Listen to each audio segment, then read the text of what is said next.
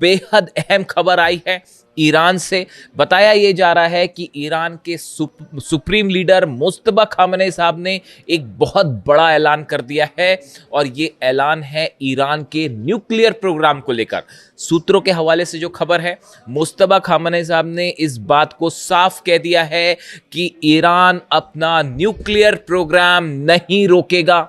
Iran America के साथ nuclear programme को लेकर कोई बातचीत नहीं करेगा। ईरान अमेरिका के साथ न्यूक्लियर मुद्दे पर कोई डील नहीं करेगा। अब देखिए, ये फिर से एक संयोग है। मैंने 2 दिन पहले ही जो वीडियो था, आप उस वीडियो को देखे, मैंने उसमें ये बात कही थी कि अब जो हालात हैं उसमें ईरान न्यूक्लियर मुद्दे पर कोई बातचीत नहीं करेगा। कई लोग मुझसे सवाल कर रहे थे कि ये ओमान और ईरान की जो बातचीत हो रही है, क्या डील हो जाएगी? देखिए, ये कोई डील नहीं है, इस बात को समझिए। ईरान ने ओमान के साथ मिलकर हॉर्मूज को लेकर अपने नियम, अपनी शर्तों के मुताबिक कुछ नियम बनाए हैं जिसमें अमेरिका का कोई रोल नहीं है, जिसमें डोनाल्ड ट्रंप को शामिल नहीं किया गया है। आप तमाम एनालिसिस कर लीजिए इसका, आपको ये बात निकल के मिल जाएगी कि ईरान हॉर्मूज में जो कुछ कर रहा है अपनी शर्तों पर कर रहा है। ये कोई अमेरिका के साथ डील नहीं है और इसको डील या समझौता कहना बिल्कुल गलत होगा। तो अगर किसी को ऐसा लगता है कि ईरान कोई डील करने जा रहा है, ऐसा बिल्कुल नहीं है। हॉर्मूज में ओमान के साथ मिलके ईरान ने नेविगेशन को लेकर अपने रूल्स बनाए हैं कि जहाज कहां से आएंगे, कहां जाएंगे। इस पर हो सकता है आखिरी मुहर लग जाए। ये हॉर्मूज के मैनेजमेंट का ईरान और ओमान का फैसला है, बायलैटरल। इसमें अमेरिका की साहब कोई भूमिका नहीं है, ये कोई डील नहीं है अमेरिका के साथ। इसीलिए जेडी वेंस कह रहे हैं कि US vice president JD Vance defends the Trump administration handling of Iran negotiation, calling the task messy and Iranian officials extraordinarily difficult people. JD Vance कह रहे हैं कि ईरान के जो नेता हैं वो बहुत डिफिकल्ट है, उनके साथ डील करना, बातचीत करना बेहद मुश्किल है। जब आप अली खामेनी साहब को शहीद करेंगे तो फिर ऐसा ही होगा। ईरान में बेगुनाह लोगों का खून बहाया जाएगा, 168 बच्चियों की हत्या की जाएगी, केशम आइलैंड में छोटे बच्चों को मारा जाएगा, तो फिर उसका नतीजा यही होगा। और देखिए, मैंने आपको पहले ही कहा था ईरान न्यूक्लियर मुद्दे पर कोई बातचीत, कोई डील नहीं करेगा। और अब अभी कोइंसिडेंस ही कह लीजिए कि अभी 48 घंटे हुए हैं, ये बात मैंने अपने वीडियो में रखी थी और अब खबरें हैं कि ईरान के सुप्रीम लीडर ने इस बात को साफ कर दिया है कि किसी तरह का न्यूक्लियर निगोशिएशन अमेरिका के साथ, डोनाल्ड ट्रंप के साथ नहीं किया जाएगा। जो उन्होंने बड़ी बात कही है, परमाणु प्रोग्राम ईरान नहीं रोकेगा, ये बहुत बड़ा ऐलान है मुस्तफा खामेनी साहब का। इस ऐलान ने बहुत सारी चीजों को हरी झंडी दे दी है। आप समझ रहे हैं मैं कहना चाह रहा हूं, क्या कहना चाह रहा हूं? बहुत सारे प्रोग्राम्स को हरी झंडी दे दी गई है। इसके साथ उन्होंने ये कहा, अमेरिका के साथ दबाव में किसी तरह की कोई बातचीत या डील नहीं की जाएगी। ये साफ ऐलान कर दिया गया है कि अमेरिका के साथ कोई दबाव नहीं चलेगा, अमेरिका का किसी तरह का कोई दबाव में कोई डील, कोई बातचीत नहीं की जाएगी। दूसरा बड़ा ऐलान है मुस्तफा खामेनी साहब का। तीसरा, ईरान की सेना हर हमले का करारा जवाब देगी। बताया जा रहा है उन्होंने आईआरजीसी सेना को, सुप्रीम सिक्योरिटी काउंसिल के सदस्यों को यह बात साफ कर दी है कि ईरान पर अगर कोई भी हमला होता है तो बिना देर किए उसका करारा जवाब दिया जाए। अगर ईरान के एनर्जी स्टेशंस पर हमले होते हैं, ऑयल स्टेशंस पर हमले होते हैं, तो उसका फौरन और उससे बड़ा जवाब दिया जाए। इसके साथ ही जो मेरे पास सोर्सेज हैं उसके मुताबिक ये खबरें हैं कि ईरान के डिफेंस इंडस्ट्री से जुड़े जितनी उद्योग हैं, खास तौर पर जो हथियार बना रहे हैं, मिसाइल्स बना रहे हैं, ड्रोन्स बना रहे हैं, एम्यूनिशन बना रहे हैं, इनका प्रोडक्शन तेजी से आगे बढ़ाने के आदेश दे दिए गए हैं। कि वहाँ देखिए, ईरान में नॉन स्टॉप मिसाइल्स बनती हैं, ड्रोन्स बनते हैं, और अब ये आदेश आ गया है कि इसकी स्पीड और बढ़ाई जाए। बेहद ही गौर करने वाली बात है। उन्होंने ये भी साफ कर दिया है कि ईरान का हर फैसला वो होगा जो ईरान की जनता चाहेगी और ईरान के इंटरेस्ट में होगा, ईरान के हित में होगा। ये 5-6 बातें उन्होंने कही हैं। ये एक एग्रेसिव स्टैंड बताता है ईरान का, और खासकर न्यूक्लियर प्रोग्राम को लेकर ये कहना कि ईरान न्यूक्लियर मुद्दे पर कोई बातचीत नहीं करेगा, ये वही स्टैंड है जो कासिम सुलेमानी साहब का था, ये वही स्टैंड है जो अली खामेनी साहब का था, और उसी स्टैंड पर अब मुस्तफा खामेनी आगे बढ़ रहे हैं, बल्कि शायद एक कदम। इसका मतलब जो है, देखिए, इसीलिए मैंने अपना थंब दिया है कि अब ट्रंप देखेगा ईरान का एटम बम। क्या इसका मतलब ये निकाला जाए कि ईरान ने अब ये महसूस कर लिया है कि अब वक्त आ गया है एटम बम बनाने का? क्या अब वक्त आ गया है एनरिचमेंट को उस लेवल पर ले जाने का जो पहले रुका हुआ था? देखिए, अली खामेनी साहब ने न्यूक्लियर बॉम्ब नहीं बनाया, वो हमेशा इस बात को कहते रहे कि हम ऐसा कोई हथियार नहीं बनाएंगे, तो उनको हमला करके आपने शहीद कर दिया। जो शख्स, जो नेता ईरान के न्यूक्लियर बम बनाने के पक्ष में नहीं थे, उनको हमला करके आपने शहीद कर दिया, और उसका नतीजा ये है कि अब ईरान का न्यूक्लियर बम हो सकता है। कई लोग ये कह रहे हैं कि ईरान अब न्यूक्लियर बम बनाएगा और डोनाल्ड ट्रंप देखेंगे कि कैसे ईरान जो है वो अपने आप को न्यूक्लियर शक्ति घोषित करेगा। क्या पूरा मामला उस दिशा में आगे बढ़ रहा है? देखिए, इसकी वजह है, इसकी 2-3 वजह हैं।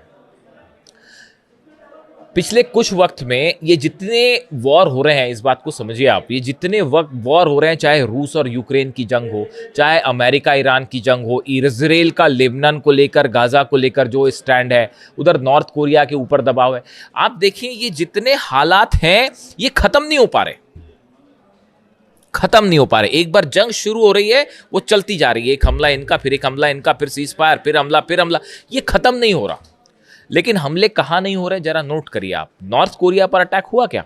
नहीं हुआ। क्यों नहीं हुआ? क्योंकि न्यूक्लियर बॉम्ब, क्योंकि डिटरेंस है। ईरान में अब बड़ा वर्ग ये बात को मान के चल रहा है कि ये जो बार बार का तमाशा करते हैं अमेरिकन्स और डिप्लोमेट्स, और जो इस तरह की बातें होती है कि बयान आते हैं कि अब जो है वो बातचीत होने वाली है, पहले पिटने लगते हैं तो बोले साहब बातचीत कर लेते हैं, फिर हमला कर देंगे, फिर बातचीत कर लेंगे, फिर कभी हॉर्मुज पर हमला कर देंगे, फिर कभी नेवल ब्लॉकेट कर देंगे, फिर कहेंगे बहुत अच्छी बातचीत हो रही है। इसको अगर खत्म करना है, ईरान के ऊपर 30 साल से जो सैंक्शंस लगे हैं, अगर इसको खत्म करना है तो ईरान का एक बहुत बड़ा वर्ग ये मानता है कि एटम बम बना लिया जाए, एटम डिटरेंस घोषित कर दिया जाए, एटम बम जो है उसका परीक्षण कर लिया जाए, ताकि मामला ही खत्म। उसके बाद पूरा समीकरण बदल जाएगा। ये मुस्तफा खामेनी साहब का जो बयान है वो कई बातें शो करता है कि अमेरिका की ये पॉलिसी कि ईरान को दबाया जाए, हमले करके झुकाया जाए, दबाव डाल के न्यूक्लियर डील करवाई जाए, ये पॉलिसी पूरी तरह से डोनाल्ड ट्रंप की फेल हो गई है। पहले दिन से हम ये बात कह रहे थे कि अली खामेनी साहब को किसी कीमत पे आप उन पर दबाव नहीं डाल सकते। वो ईरान के सुप्रीम लीडर हैं, और देखिए मैं बार बार इस बात को पूछता हूं कि वो उन्होंने अपने जीते जी, जब तक वो हमारे बीच रहे, वो जिंदा रहे, उन्होंने अपने रहते रहते ईरान के लिए वो पॉलिसीज बना ली कि आने वाले कई सालों तक कोई ईरान को छू भी नहीं सकता। उन्होंने ऐसी बुनियाद बना दी जिसके ऊपर अब जो ईरान खड़ा हुआ है उसको ना अमेरिका हरा पा रहा, ना इजराइल हरा पा रहा, ना अरब देश हरा पा रहे, ना यूरोप हरा पा रहा, ना कोई सैंक्शंस काम कर रहा, ना हॉर्मुज। सब करके देख लिया, बमबारी करके देख ली, टॉम हॉक मार के देख ली, F-35 मार के देख लिए, जंग करके देख ली, सैंक्शन लगा के देख लिए, लेकिन अली खामेनी साहब ने ईरान को उस किले में बदल दिया, मजबूत किले में, जिसको कोई नहीं जीत सकता। ये योगदान है इतिहास में अली खामेनी साहब का, जो हमेशा याद रखा जाएगा। कम से कम मैं जितना समझता हूं, देखिए 20-25 सालों से मैं इंटरनेशनल रिलेशंस को एनालाइज कर रहा हूं, और जो मेरा आकलन कहता है उनके बारे में, इसीलिए मैं बार बार कहता हूं कि he was not only a supreme leader but he was one of the best military commander the world have ever seen.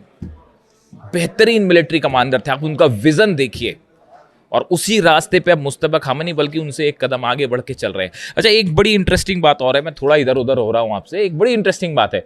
कल मैंने खबरें पढ़ी कि ईरान के राष्ट्रपति पेजेश्कियान साहब की सीक्रेट मुलाकात हुई मुस्तफा खामेनी से, और उनको एक कार में ले जाया गया, और कार में ले जाके कार के 2 डिस्टेंस में, मतलब आगे और पीछे हिस्से के बीच में पर्दा लगा हुआ था।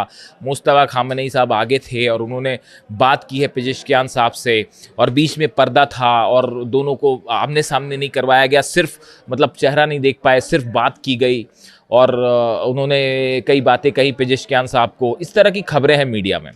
अब जरा कॉमन सेंस लगाइए, ईरान के सुप्रीम लीडर की एक सीक्रेट मीटिंग होती है ईरान के राष्ट्रपति के साथ, इतनी सीक्रेट कि उसमें पेजेश्कियान साहब को जो है वो मुस्तफा खामनी साहब से आमने सामने वो मिले तक नहीं, सिर्फ उनकी आवाज सुनी, इतनी सीक्रेट मीटिंग। मुस्तफा खामनी साहब जिनकी लोकेशन के लिए CIA और मोसाद जो हैं वो बावले हुए जा रहे हैं पिछले कई महीनों से कि लोकेशन तो पता चल जाए, इस सीक्रेट मीटिंग की खबर दुनिया भर में फैल जाती साहब अखबार में। क्या ये संभव है? इस तरह की खबरें कि पेजेश्कियान साहब का इस्तीफा होने वाला है, अब ईरान के राष्ट्रपति अब इस्तीफा दे देंगे और मनमुटाव हो गया है और ग्रुपों में डिवाइड हो गया है ईरान, मतलब ऐसी ऐसी खबरें साहब की सुनकर जो है आश्चर्य भी होता है, दुख भी होता है और हंसी भी आती कभी कभी। तो मतलब आप सोचिए, ईरान के सुप्रीम लीडर की पोजीशन को लेकर कि उनकी लोकेशन को लेकर ईरान इतनी सावधानियां बरत रहा है, उनकी इतनी सीक्रेट मीटिंग होती है राष्ट्रपति के साथ और वो पूरे दुनिया भर में फैल गई, खबर भारत तक आ गई साहब कि वो एक कार में बैठे थे, वो सामने बैठे थे, वो पीछे, मतलब क्या ही बोला जाए, मतलब हैरानी होती है मुझे तो कई बार। खैर छोड़िए, अलग अलग खबरें चलती हैं, तो इसीलिए मैं कहता हूं आपको कि खबरों पर बड़ा है ना विश्वसनीय एनालिसिस के साथ भरोसा होना चाहिए। मैं अगले वीडियो में आपको बताऊंगा वो जो UAE में धमाके हुए, जेबल अली पोर्ट पर 7 धमाके हुए, वो 7 धमाके किसने किए अगले वीडियो में बताऊंगा मैं आपको। सरप्राइज, हैरान रह जाएंगे आपकी वो धमाकों के पीछे किसका हाथ था।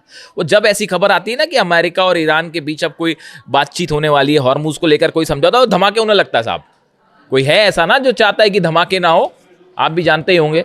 खैर, तो अब देखिए मामला ये है कि ये ईरान ने अपना न्यूक्लियर प्रोग्राम साफ कर दिया है कि हम नहीं रोक रहे और ना कोई बात कर रहे हैं। रोकना तो दूर की बात है साहब, बात ही नहीं होगी। एग्जैक्टली मैंने ये बात कही थी आपको, वही बात जो है वो साबित हो रही है। इसके अलावा देखिए एक बड़ी खबर आई है अमेरिका से।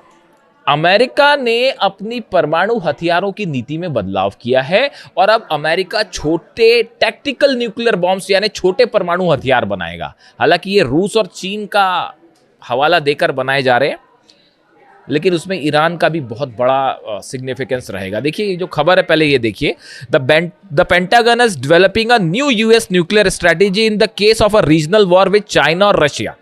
इन्होंने कहा है कि चाइना और रूस के साथ कोई रीजनल वॉर होगा तो इसके लिए हम अपनी स्ट्रैटेजी बना रहे हैं। चीन और रूस के साथ रीजनल वॉर हो सकता है, पहली बात तो मैं तो मतलब कई क्या ही कहा जाए, क्या रीजनल अमेरिका और रूस का रीजनल वॉर साहब कैसे हो सकता है? चाइना और अमेरिका का रीजनल वॉर होगा, वो वर्ल्ड वॉर हो जाएगा वो। खैर फिर भी चलिए, the US is updating its nuclear strategy emphasising short range tactical weapons. मतलब अमेरिका अपनी स्ट्रैटेजी चेंज कर रहा है और short range tactical nuclear weapons बनाएगा। The goal is to prevent a conventional war from escalating into a nuclear one. अब ये छोटे न्यूक्लियर बम बना के एक साधारण जंग परमाणु जंग में ना बदल जाए, इसको रोकने की कोशिश छोटे न्यूक्लियर बम बना के की जाएगी। तो मेरी समझ के तो बाहर है। अब ये छोटा न्यूक्लियर बम, जो टैक्टिकल न्यूक्लियर बम क्या होता है उसको अगर आप एकदम सरल भाषा में समझें तो एक छोटा न्यूक्लियर बम होगा जिसमें बहुत बड़ा धमाका नहीं होगा। मतलब ऐसा नहीं होगा कि किसी देश पे डाला तो पूरा देश तबाह हो जाए। एक छोटे लिमिटेड हिस्से में न्यूक्लियर बम से धमाका होगा और इसमें यूरेनियम का भी इस्तेमाल होता है बम में, और एक लिमिटेड एरिया में उसका रेडिएशन होगा। लेकिन साहब रेडिएशन तो होगा, समझ रहे हो आप? मतलब आप ये एक ऐसी बात कर रहे हैं, आप इसका इस्तेमाल करने का कोई सवाल ही नहीं उठता। आप छोटा न्यूक्लियर बम फोड़ें चाहे बड़ा न्यूक्लियर बम फोड़ें, उसका नतीजा वर्ल्ड वॉर होगा। और मिनट्स भी नहीं लगेंगे कि नॉर्थ कोरिया से जो है मिसाइल दाग दी जाएंगी, रूस से मिसाइल दाग दी जाएगी, चीन से मिसाइल दाग दी जाएगी। This is just a failure policy. ये आप इस तरह की बात करना कि हम छोटे न्यूक्लियर बम बनाएंगे और इससे कोई बड़ी जंग रोक देंगे, आप छोटा बड़ा कुछ भी करिए, आपने अगर न्यूक्लियर बटन दबाया, सामने वाला देश रूस, पुतिन नहीं वेट करने वाले, ना जो है वो चाइना वेट करेगा, ना नॉर्थ कोरिया वेट करेगा। पता नहीं दुनिया में क्या क्या हो जाएगा। तो मेरे हिसाब से तो ये पॉलिसी अजीबोगरीब है बहुत ज़्यादा। लेकिन जिसने भी अब जो सोच रहा है इस पर, तो फिलहाल अमेरिका इस पर काम कर रहा है। इसके बाद ये सवाल उठने लगे अचानक कि क्या ईरान के लिए ये बनाया जा रहा है? तो ईरान पर आप न्यूक्लियर बम फेंकेंगे तो ईरान क्या करेगा फिर उस दौरान? ईरान क्या करेगा उस समय? ईरान जवाब देगा ना उसका। तो फिर इजराइल का आप जो है वो न्यूक्लियर स्टेशन जितने हैं वो कैसे बचेंगे? आप भी सोचिए जरा, अरब के ठिकाने कैसे बचेंगे?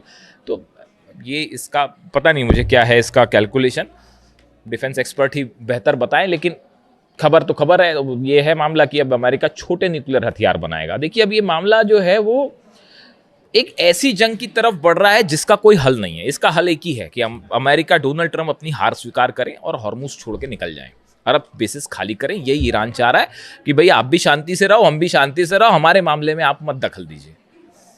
हमारे मामले में ये न्यूक्लियर बम, ये बात जो है बिल्कुल स्वीकार करने लायक ही नहीं है कि ईरान न्यूक्लियर बम बना के उसका इस्तेमाल कर देगा। अरे इस्तेमाल कर देगा तो आज का ये जमाना है ही नहीं ऐसा भाई साहब कि अगर कोई देश न्यूक्लियर बम का इस्तेमाल करे तो वर्ल्ड वॉर ना हो, सब कुछ खत्म हो जाएगा। अब ऐसा थोड़ी कि रेडिएशन जो है अगर होगा मान लो तो रेडिएशन ये देखेगा कि नहीं मैं सऊदी की जो है वो लैंड में नहीं घुसूंगा, रेडिएशन मैं उसमें या यूएई में नहीं करूंगा, या जॉर्डन में नहीं करूंगा, या इजराइल में नहीं करूंगा, या ईरान में नहीं करूंगा। रेडिएशन होता है, किसी भी तरह का रेडिएशन रूस भी खत्म कर देगा, यूरोप भी खत्म कर देगा, अरब भी खत्म कर देगा, इजराइल भी खत्म हो जाएगा। यहां पर न्यूक्लियर धमाके वाली कोई संभावना ही नहीं है। ये बेमतलब की बात है कि ईरान के न्यूक्लियर प्रोग्राम के नाम पर ईरान पर जंग थोपी गई। ये वैसा ही गलत था जैसे वेपन ऑफ मास डिस्ट्रक्शन बोल के सद्दाम पर हमला किया गया था। ये बिल्कुल वैसी ही बात है साहब, इसमें कोई डिफरेंस नहीं है। खैर फिलहाल ईरान की तरफ से मैं इस वीडियो में आगे नहीं जाना चाह रहा। इसके अलावा एक दो खबरें और हैं। हूती ने 2 जहाज सऊदी के और ठोक दिए हैं। 2 और जहाज़ों में धमाके की खबर है। कल तक 8 थे, आज के 2 और लगा लीजिए, 10 जहाज़ सऊदी के जला चुका है हूती। 2 जहाज़ों पे धमाके की खबर है। वैसे ही हॉर्मुज में भी जो 2 जहाज़ जो हैं वो ठोक दिए गए हैं और निश्चित रूप से ईरान की तरफ से ठोके गए हैं। 2 जहाज़ हॉर्मुज में जले हैं, 2 लाल सागर में जले हैं, 2 सऊदी के जहाज़ हैं, 2 ये जहाज़ हॉर्मुज में किसके जलाए गए हैं, जैसी जानकारी आएगी वो मैं आप तक पहुँचाऊँगा। और जो हूती की तरफ से कहा गया है tankers with ballistic missiles including Dessie in the Gulf of Aden and Wafa near Yanbu in the Red Sea, ये 2 जहाज़ों पर हमले हुए हैं। Saying the attacks are the part of maritime blockade campaign, ये हूती की तरफ से कहा जा रहा है। The group warned that the Saudi linked vessels would not be allowed to transit any key waterways until its demands are met. Houthi की तरफ से कहा गया जब तक हमारी शर्तें पूरी नहीं की जाती, हमारा जो ब्लॉकेड करके रखा है सऊदी ने खत्म नहीं किया जाएगा, तब तक हम ठोकते रहें। और इस बीच ईरान की तरफ से न्यूक्लियर पॉलिसी का बड़ा ऐलान, जो अब इस मामले को एक बड़े ऐसी जंग की तरफ धकेल रहा है जो बेहद खतरनाक हो सकती है। वीडियो कैसा लगा कमेंट करके ज़रूर बताइए। आपके हर कमेंट पे पढ़ने की कोशिश करता हूँ। Thank you so much.